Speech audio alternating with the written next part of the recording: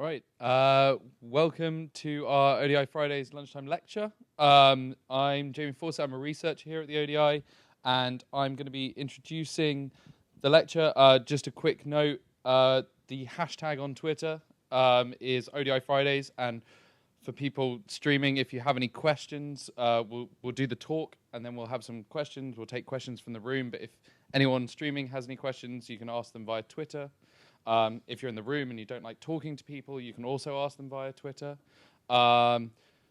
Yes, and so I don't think there's anything else to do other than introduce Joe. Joe's been doing the Open Inheritance Art project, running that, which we've been lucky enough to get involved with through the ODI Showcase program. So, yeah, Joe, take over.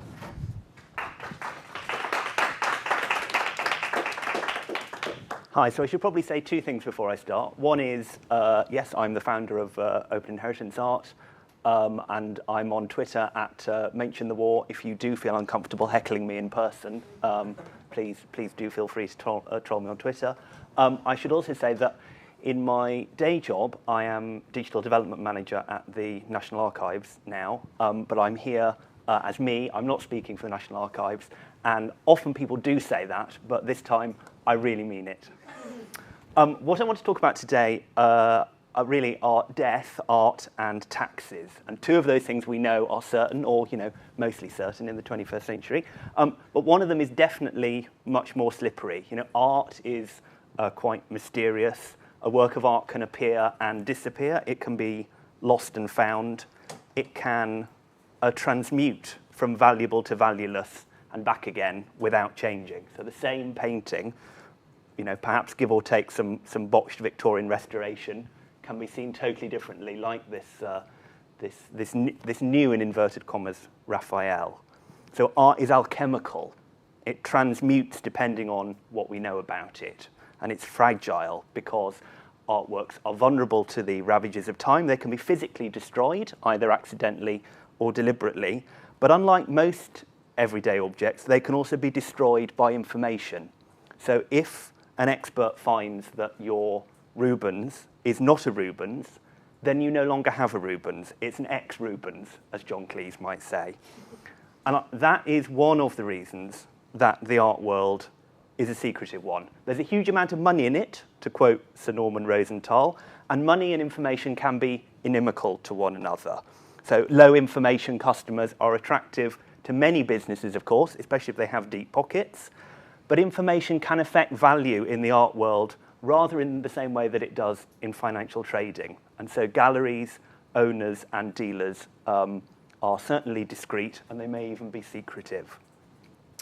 And what that means is that the great strides that have been made in digitizing public art collections by museums and galleries, and by the Public Catalogue Foundation in the form now of Art UK, which is an amazing website, wonderful resource, a consistently exciting project that's only going to get more exciting because obviously recently they've received substantial funds from the Heritage Lottery Fund to move their focus into sculpture. So we're going to see more and more great work for them over the next few years.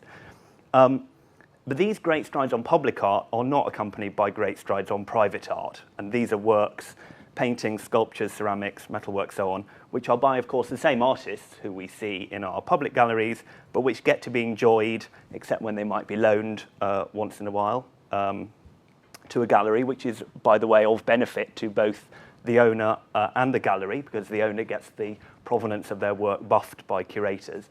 Those private works are generally seen by few people rather than many. And of course, they're private property. That's what private generally means, but not always.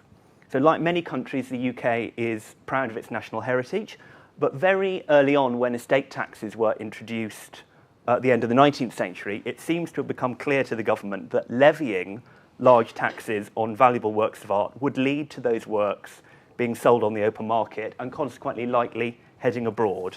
So those American heiresses marrying into the British aristocracy, which we associate with the 1890s, or Downton Abbey, are part of a huge wave of capital siphoning art treasures from the old world to a new one. And so works which were deemed to be part of the national heritage were exempted from these early forms of estate tax. And then in the 1970s, Harold Wilson's Labour government ruled that owners receiving the exemptions should have to grant reasonable access to the works. And these were listed in hefty paper registers at locations like the National Art Library at the V&A. But by the 1990s, these arrangements were receiving very heavy criticism. So the tax relief had been estimated to have cost the Treasury £591 million between 1986 and 1991 alone. But the arrival of the internet seemed to solve this problem. What happened was that the rules on the amount of access were formalised and extended, and HMRC published details of all the works, which today number around 36,000, on its website. So owners receive reductions in their estate and capital gains tax in exchange for making works available to the public, either for a certain number of days a year in a public venue or by appointment. So this is not a loophole, I want to be clear about that. This is a very well-established tax scheme, and unlike other tax schemes that you may have read about recently, it's based on reciprocity. So owners receive benefits and they also acquire obligations. And if those obligations are not met, then HMRC are clear that they will require the tax to be paid on the current market value of the item. So that is the scheme that HMRC is managing, and this is how they offer public access to it. This is the front end of their very attractive database. And here is a lovely work of art, a painting by the artist James McNeill Whistler. Or maybe it's lovely, we don't know because we can't see it. So those of you listening on the podcast, you're not missing out anything at this point. And that's, of course, because HMRC decided in its wisdom that it was very important to digitise the registers, but it was not necessary to digitise the artworks.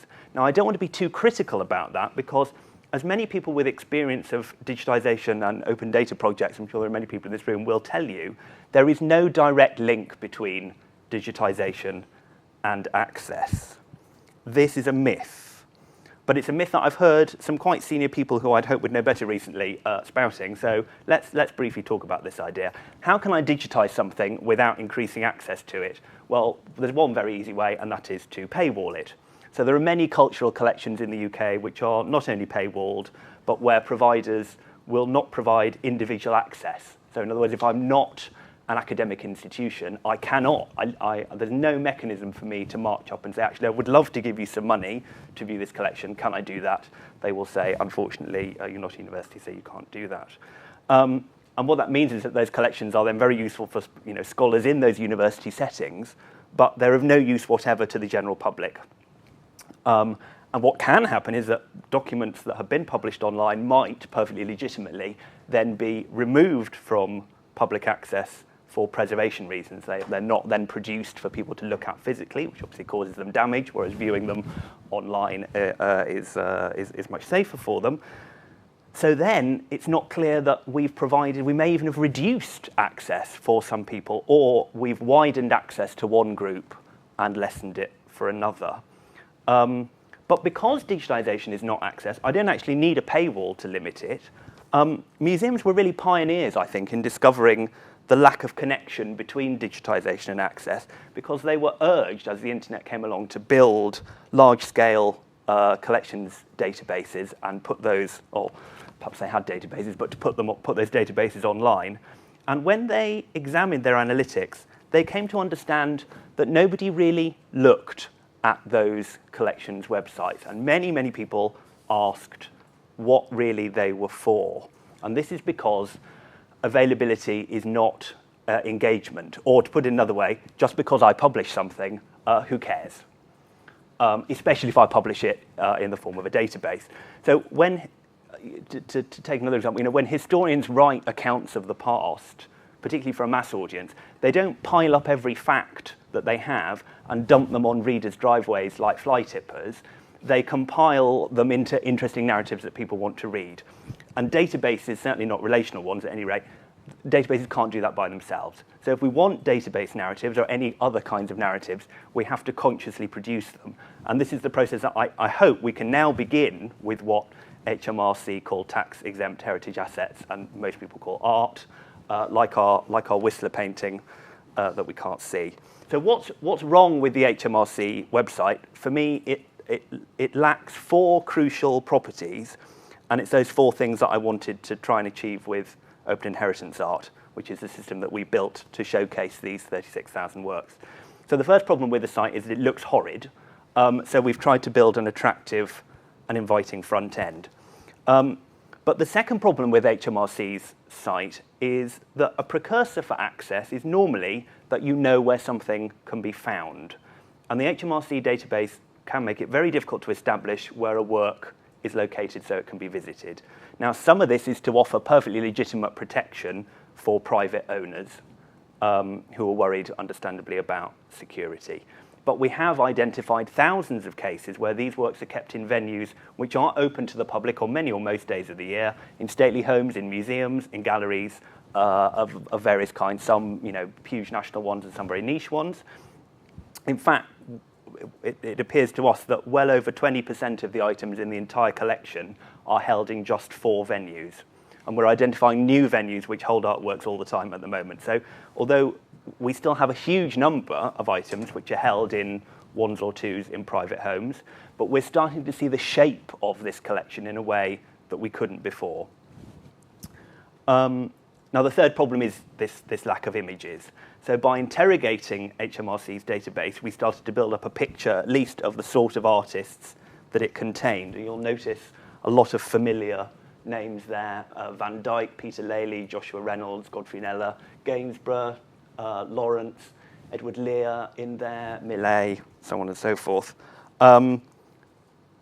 This gives us some sense of what the painting portion of the collection, that's about 9,000 works, consists of. And one of the things that I spotted very early is that you can see portrait painters here looming very large. So that seems to, again, tell us something about the collection as a whole that we can't immediately see from HMRC's site. When I pitched the idea of this project to the Open Data Institute, I said what we wanted to do was turn tax-exempt heritage assets back into art. And I can say that with Whistler, at least, we've succeeded. It's pretty murky on this screen, but it's a dark and mysterious scene. This painting of Chelsea Bridge. So that's one case where we've managed to put an image back with its metadata. But there are thousands of other works that we haven't yet managed to track down, and which is why we're calling on the public to go out and visit these works, because the only way we're going to make a dent in a collection at this scale is either through an enormous injection of funds, or, more excitingly, if these rarely visited works are suddenly visited by large numbers of people. What we want to do is make good on this promise of access and go out and enjoy what's out there, and of course to photograph them for the Commons. So here are some of the works that we've collected so far. Why are we using Wikimedia Commons to host the works? There are really 2 reasons. One is because it seemed a bit daft to build, like an open access image repository when there's a perfectly good one already out there. And the second one, for me, a bit of a hobby horse, is copyright. So there's a wide belief in the UK cultural sector that digital images of 2-dimensional works in the public domain are not themselves in the public domain, but contain new copyright. So if I take a photograph of a painting by a 17th century painter, a copyright exists in my photograph of that painting. And this is entirely wrong, by which I mean both that it is clearly not in the public interest that works of art by the world's greatest long-dead artists are claimed by individuals and institutions, however worthy, in violation of the public domain. But it's also factually wrong. So the Intellectual Property Office, the UK Intellectual Property Office, has been as clear as it can be that new copyright does not exist in these works. They hedge a little bit. Given this criteria, it seems unlikely that what is merely a retouched digitized image of an older work can be considered as original, and then explain why they believe that. This is the most unambiguous guidance that I've seen from any copyright authority on this matter in the UK. So the reason I considered that Commons was a great place to put the content is because the Wikimedia Foundation and Wikimedia projects as a whole have fantastic records being clear about rights and ownership and in defending the public domain, and I think that's why they're a good home for our data. And actually there's a third reason, of course, which is a project like this, of course, can't function without open data. So firstly, of course, we couldn't have done the project if HMRC hadn't published their website under the Open Government License, which is equivalent to the Creative Commons license CC BY, and which obviously I'm a huge fan of.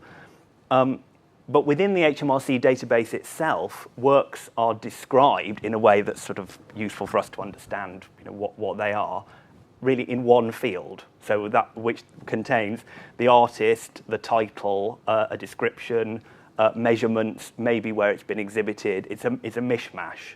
And only a system like Wikidata can provide open access to additional metadata which allows us to try and recognize, for example, artists within that field, and then put those works back into some kind of context.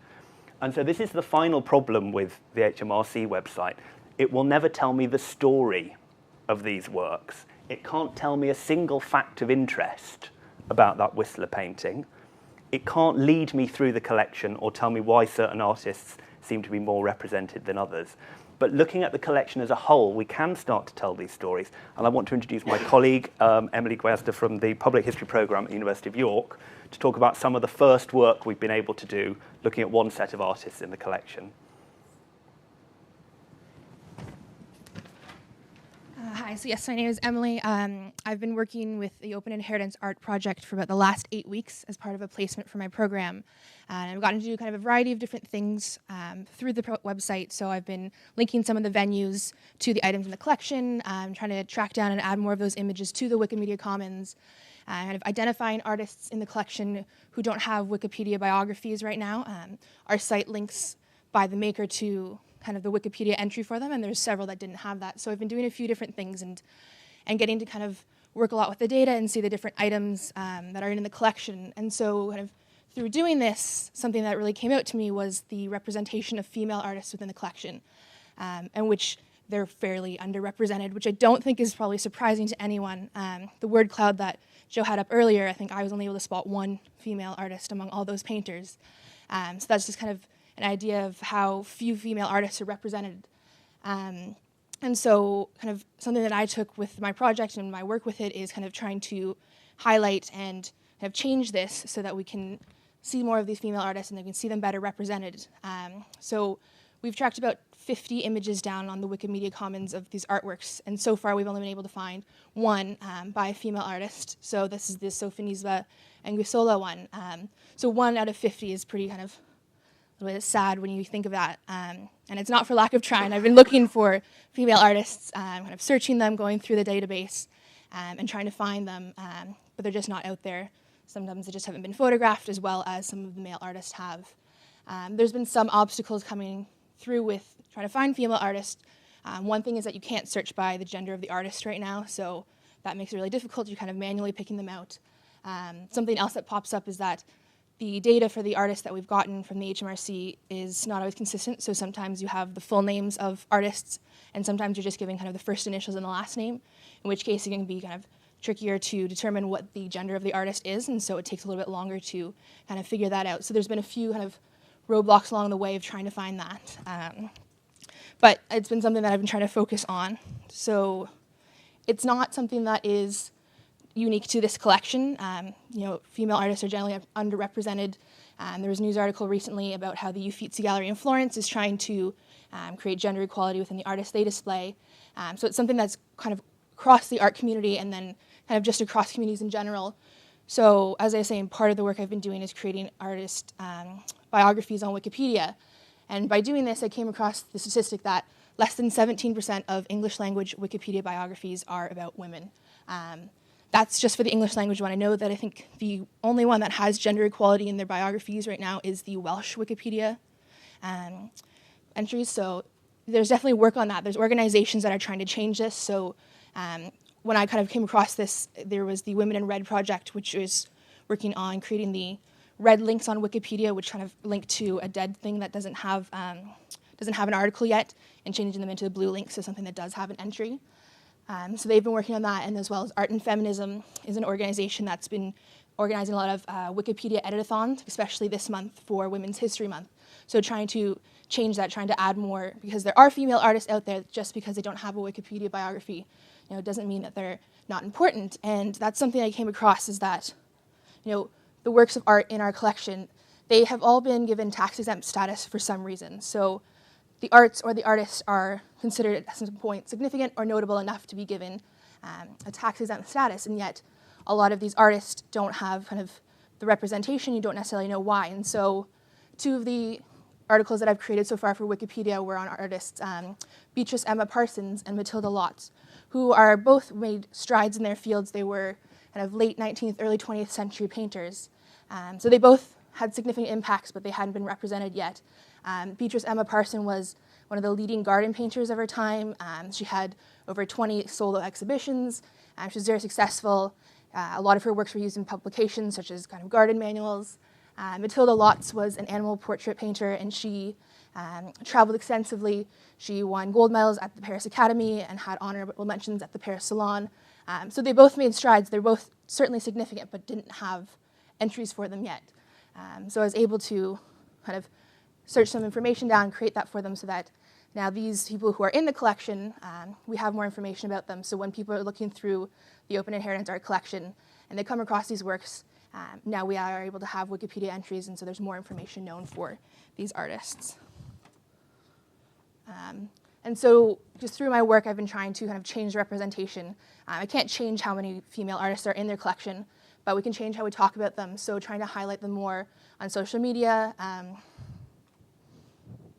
So, as March is Women's History Month, I'm taking this opportunity to try to kind of highlight different objects or items in the collection that are associated with or made by female artists. I don't know what I've done there. As well as creating the biography articles. And so, just because they don't have them in there doesn't mean that we can't kind of represent them more. So they may make up a small portion of the collection, but we can still talk about them more, and so that there's more representation of female artists there. Thank you very much. Oh, I see this has developed a mind of its own. That's all right. That's okay. So the idea, thank you very much, Emily, is that as we've taken from the commons, I hope that we can give something back and start having conversations about these works, because I think, as we've already established, building a database is a long way away from being the most interesting thing that you can do with an art collection. What we have to do is to make collections and data accessible to people. How do we do that? Open culture certainly won't get us all the way there, but it's a good start. We cannot keep locking content away because we need it to be shareable and remixable. And I would argue that actually nobody needs open content more than the institutions that hold public collections, because open data is spreading inexorably, and as it does, institutions which are not in the midst of a process of opening it up look increasingly bad. So here are 4 of the good guys. Why not make it as ridiculously reductively binary as that? But anyway, we have here the Rijksmuseum in Amsterdam, the Yale Centre for British Art, a better source for open digitised British art than most UK collections, but not all.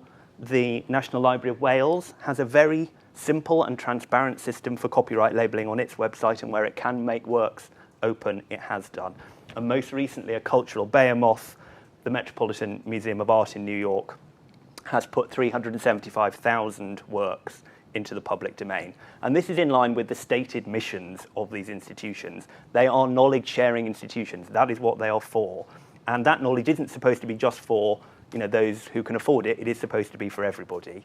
But if these museums do become the good guys, what does that make other institutions? How does it look to audiences and donors when some institutions are generous with public collections, and others are misers?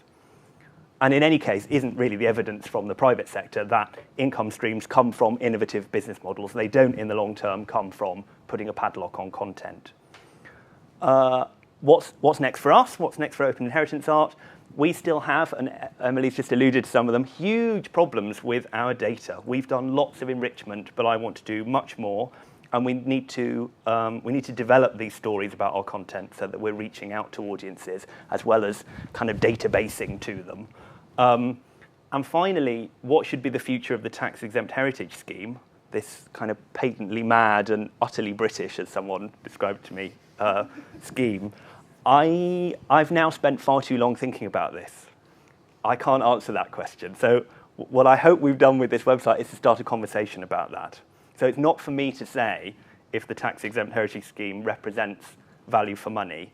What I can do is try and inform a debate about whether it does represent that. That was much harder to judge, I think, before we started looking at the distribution of these works. HMRC keeps no records of visits to these works. What we can say is that if these works remain unvisited, then we're clearly not receiving much return on investment. As we've said, mere access is not engagement. So I hope this project will encourage HMRC and maybe the government more widely to think more about how to engage audiences beyond a few art historians for these collections. Because if we're not engaging anyone, then our access has, bought at the cost of hundreds of millions of pounds of tax relief, has been bought very dearly indeed.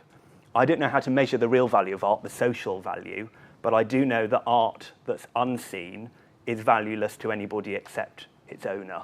And as so often, I'm sure it's been said many, many, many times in this room, the opposite of open isn't closed, it's irrelevant. And that's where I'd like to finish. Thank you very much.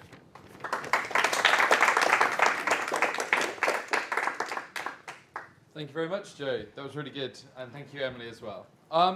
Does anyone have any questions in the room? Or I might kick us off if we... Oh, we've already got one.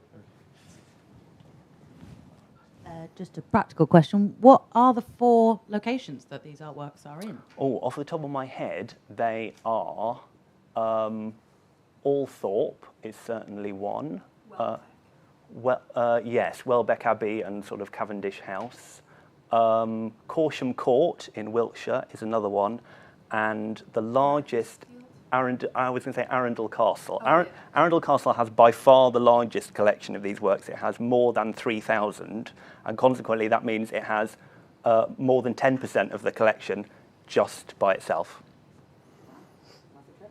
Yes, indeed. If you are a tax-exempt heritage art spotter, that is your Disneyland. You should all head down there. Are they on display?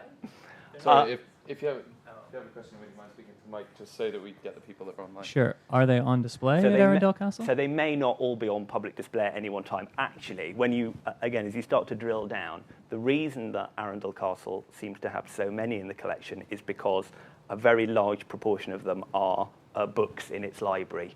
So it has had individually a large number of, kind of first editions and rare books to a given definition of rare book added to the register, and that has massively swelled it.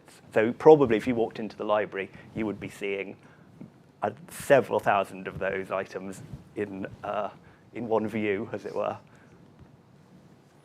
And it's something I'd love to do, for the future. Something I'd love to do with the collection is to online is to be able to link from those books to digitized editions of those books. So even if I can't see the thing, I could at least have a bit of a flick through and go. And the Internet Archive is a great place to catch 19th and earlier century books.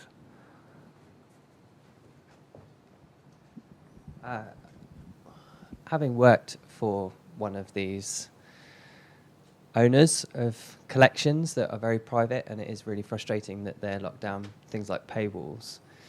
The digitization of work, as it were, so the actual physical activity of scanning content into somewhere and storing it somewhere is one thing, and then being able to represent it is another.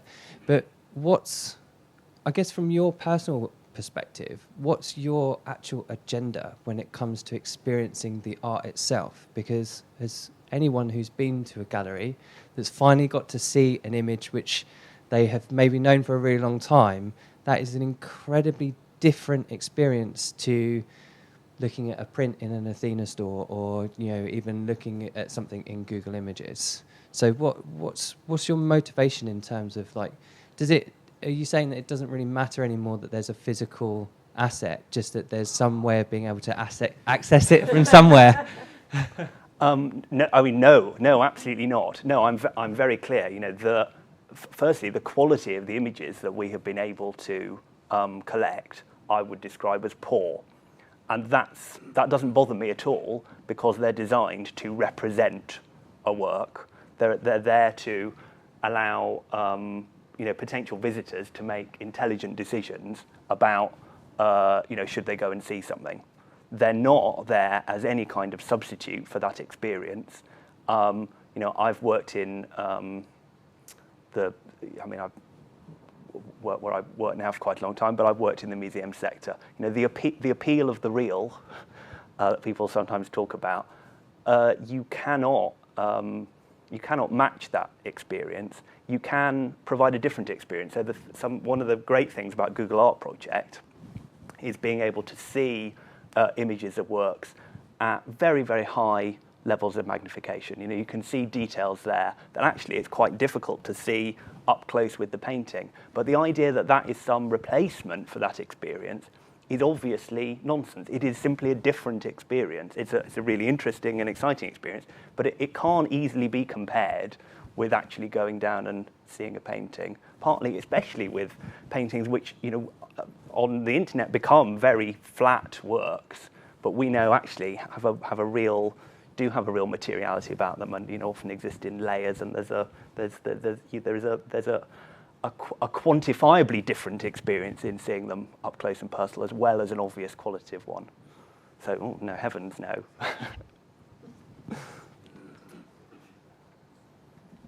You spoke a bit about intending on enriching the information that's in the collections. Is there any intention to do that via sort of linked data, and in response also feeding the information that you have back into the sort of semantic web as it evolves? Yes. Funnily enough, I just got pinged last night Emily said that one of the problems that we have is, in an ideal world, I could run the list of artists against the server, and we could work out their genders, and that would take a couple of minutes to fire all the queries off. In practice, because we they just text, we don't know very much about them.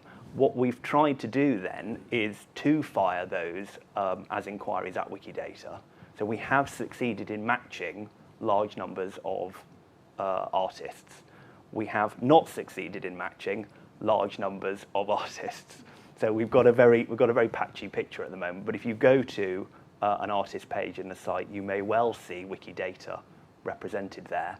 And as to putting things out the other way around, I just got pinged by somebody who works on Wikidata yesterday to say that they're looking at turning HMRC IDs, and we use the same IDs in our site, into a property within Wikidata. So that will be another way that I hope we can give back to the semantic web in that sense.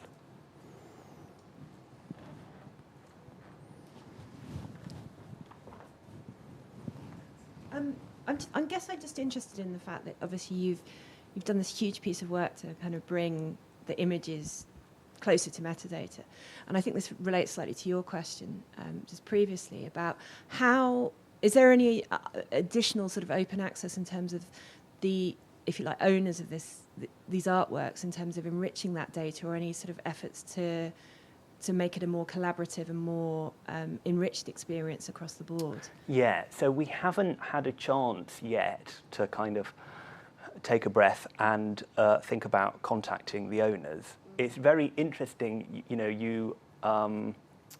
the Daily Telegraph did contact some owners in the course of researching their story, and that gave a view of a certain kind of owner.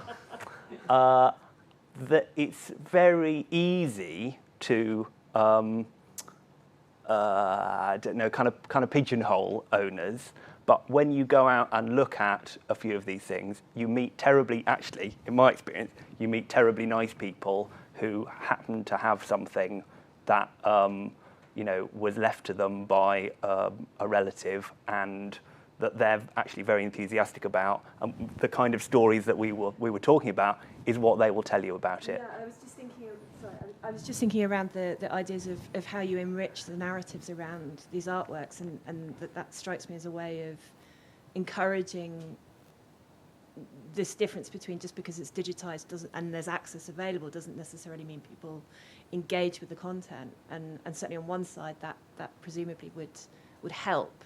Yeah, no, I agree. What I hope is that we'll start to, because what we really want, you're right, is the is kind of what can be gleaned from those experiences. It's not just about somebody going out and having a kind of encountering an artwork and having an interesting afternoon. In an ideal world, we'd like to tell them we'd like them to tell us a bit about that, especially if it included some information about the work that isn't widely known. And I think, my impression is that some owners are extremely generous with their time and expertise, because that's not called on very often at the moment. Just something to add to that I've come across in my experience working through the data. Some of the entries have quite a good description of what the artwork is, and so you kind of start to get a narrative through that. I'll talk a little bit maybe about where they've been displayed previously, and that. But there's also the flip side where you have some where it's just the basic data that they've been given. So one that I came across was an entry, and all of the information was given was a sleigh, in brackets, in poor condition. And so there's obviously some story to that. There's something that the sleigh is significant enough to be given this tax-exempt status, but that's where kind of we fall back, is that we don't have the story. Who did this sleigh belong to? Who made it? What does it look like? And so, hopefully, as we go along, we can get more of that. But, you do get some that have more description, and then some that are just kind of the bare bones. Yeah, some of there's no standard. This is, obviously, when we're thinking about fitting about with data, we're looking for standardization, and there isn't any. Actually, as Emily says, some of the descriptions are fantastic. They're better than museum level descriptions, and some of them are really terrible.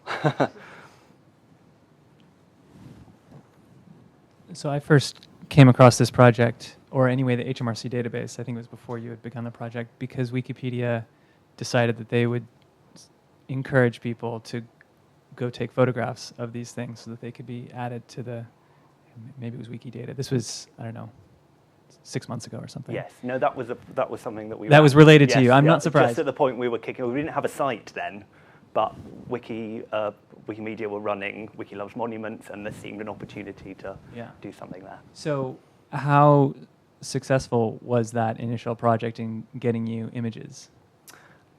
It was a total failure. And sorry to say, I did not go out and take any images. No. I thought that's a great idea, but then I didn't do anything, so I'm sorry. This is the thing about, this is the problem that I can't solve. There is a very significant barrier to access when you don't, firstly, because we didn't have the site at that point, we couldn't give people a lot of guidance about where the things were, and obviously we couldn't show, the whole point was for them to give us images.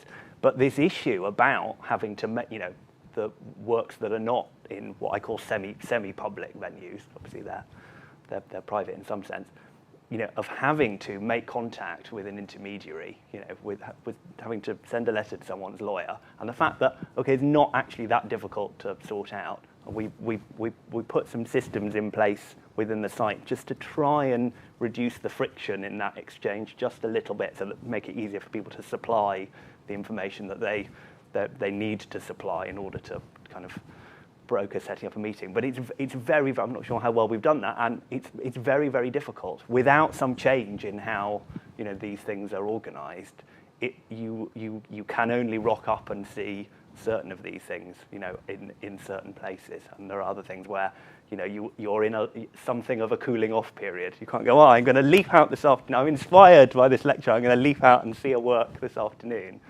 You could pop down to the National Gallery and do that, but you can't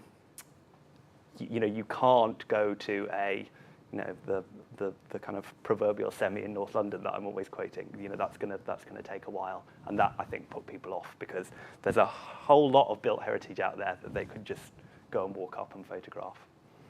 So it was a shot across the bow to see how that worked, but it didn't. I hope you can find a way to get more images and make this more useful.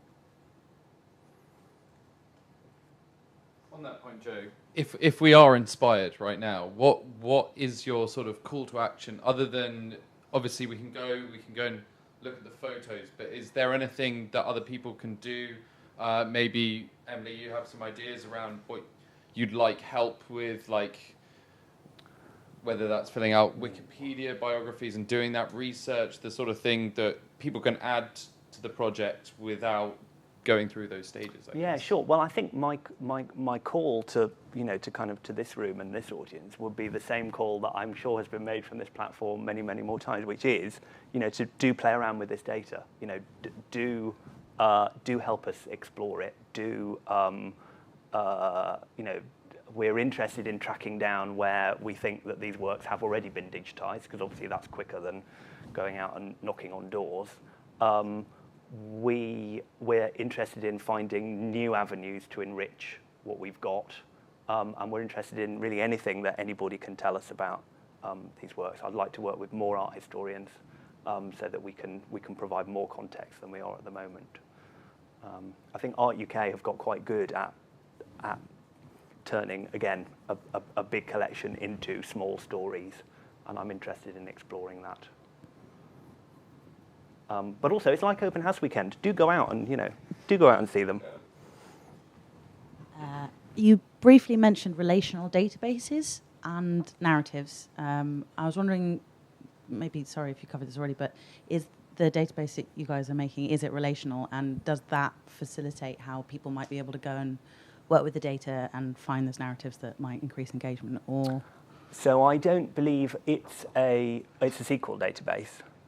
So there's nothing remotely fabulous about that. I was just reading, funnily enough, on the train in this morning, someone who was kind of like, here's how to combine your database with a PHP library and Google Sheets to create narratives. And what he meant by narratives was where you have turned some Wikidata into some full sentences.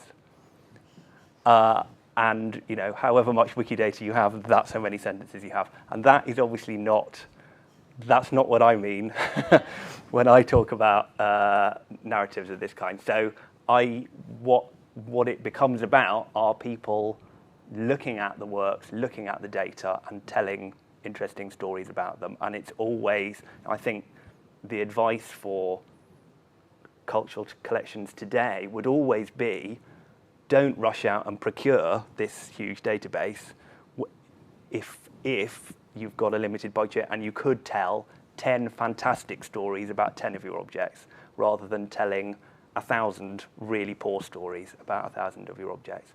But we have the data that we have, so that's the place that we're starting from, because we're starting from a very low level of understanding, and as we increase it, I hope we can tell more stories. Cool. Do we have any more questions? Do we have any questions via Twitter, Hannah? No, Hannah's shaking her head. Well, I think I just step in frame. I guess one last point is that obviously all the data is available via GitHub, isn't it? But on the link. Yeah, we have a data dump. We haven't got a dump of our kind of enriched data yet, but I'll be putting that up as soon as I've got it on my person. But yeah, it's very easy to just walk away with that data if you're interested in having a play with it. Fantastic. And if we don't have any more questions, then I'd like to wrap it up. And if you can join me in thanking both Joe and Emily for their talk today.